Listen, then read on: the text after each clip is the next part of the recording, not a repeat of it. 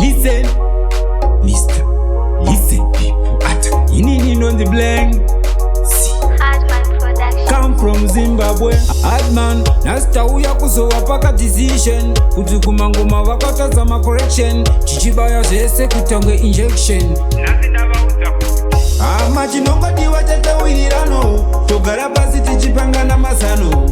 Ukanza woti paivapo chiziva ingano. Chitsvaka mamwe mazano. Chinongodiwa chatawirirano. Togara pasi tichipangana mazano.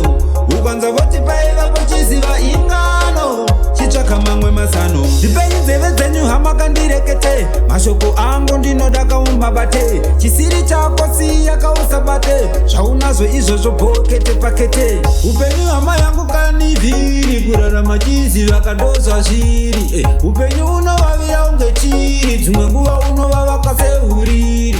Asi chinongodiwa chatawirirano. Togara pasi tichipangana mazano.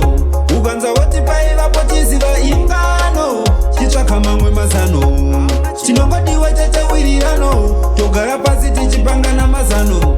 Ukanza voti paivapo chiziva ingano. Chitsvaka mamwe mazano. Akuru manzeve ndewako. Chiterera ndukupe mashoko. Ata tinticha kubhodhi ndine choko. Kuri kuchechi ndakavaudzawo ndine shoko. Pakuda zano kwete zano ndega. Zvinhu zvako kakusaitewo wega.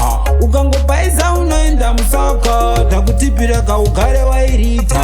Hama chinongodiwa chatawirirano. Togara pasi tichipangana mazano. Ukanza woti paivapo chiziva ingano. Chitsvaka mamwe mazano. Chinongodiwa chatawirirano. Togara pasi tichipangana mazano. Ukanza voti paivapo chiziva ingano. Chitsvaka mamwe mazano. Ndipei nzeve dzenyu hama kandirekete. Mashoko angu ndinoda kaumabate. Chisiri chako siya kausabate. Zvaunazvo izvozvo pokete pakete.